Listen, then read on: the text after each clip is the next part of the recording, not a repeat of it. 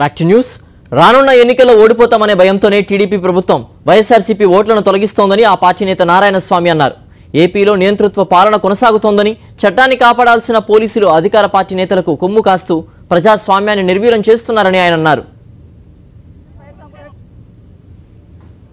ఈ ప్రజాస్వామ్యంలో ఉండమా రాక్షస పరిపాలన ఉండమా అర్థం కావట్లేదు నాకు. ఎందుకంటే దాదాపు 14,000 ఓట్లు డబుల్ ఎంట్రీ ఉందని ఎలక్షన్ కమిషనర్ కూడా ఫిర్యాదు చేయడం జరిగింది. చంద్రగిరి ఎమ్మెల్యే చెవిరెడ్డి భాస్కర్ రెడ్డి గారు దానిపైన ఎంక్వైరీలు కూడా పెడతామని చెప్తున్నారు. మా నియోజకవర్గంలో కూడా 9,850 ఓట్లు డబుల్ ఎంట్రీలు ఉంది. దీన్ని ఏ విధంగా తీసుకుంటున్నారంటే సెల్ఫ్ డిక్లరేషన్ అంట.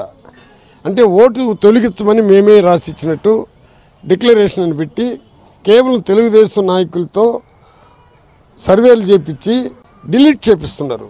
అది కూడా ఏ విధంగా డిలీట్ చేపిస్తున్నారంటే మీకు ఏ పథకాలు కావాలన్నా మీరు మా పార్టీ అయితే మీ ఫోటో పెట్టుకోండి, మీరు వేరే పార్టీ అయితే మేము డిలీట్ చేస్తామని చెప్పి తిరుగుతుంటారు. చెవిరెడ్డి భాస్కర్ రెడ్డి గారు రాత్రి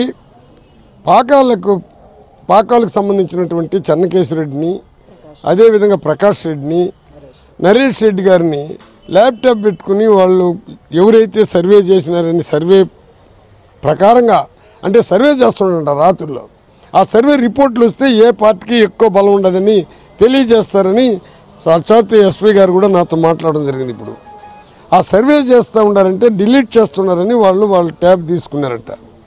దాన్ని వాళ్ళందరినీ అరెస్ట్ చేశారు. ఒక కార్యకర్తని, ఒక ప్రెసిడెంట్ని అరెస్ట్ చేసినప్పుడు ప్రజాస్వామ్యాన్ని రక్షించాల్సిన వ్యక్తి, ప్రజాస్వామ్యంలో ఉన్నటువంటి వ్యక్తి మన చెవిరెడ్డి భాస్కర్ రెడ్డి ఎమ్మెల్యేగా తన కార్యకర్తలకి ఇంత అన్యాయం జరిగిందని అక్కడికి పోతే నిజంగా నాకు ఆశ్చర్యం ఉన్నది. టెర్రరిస్ట్ని అరెస్ట్ చేసినట్టు అరెస్ట్ చేసి స్మగ్లర్ని చూసినట్టు చూసి పాకిస్తాన్ వ్యక్తులను ఏ విధంగా అయితే ఈరోజు మనం పాకిస్తాన్ అనేది ఎంత దూరం పెడతామో అంత దూరంగా పెట్టాలని ఈ చెవిరెడ్డి భాస్కర్ రెడ్డిని అరెస్ట్ చేయడమే కాకుండా ఒంటరిగా తీసుకొని వచ్చి తమిళనాడు అంతా చుట్టించి ఈరోజు చెప్తూ చాలా బాధేస్తున్నది.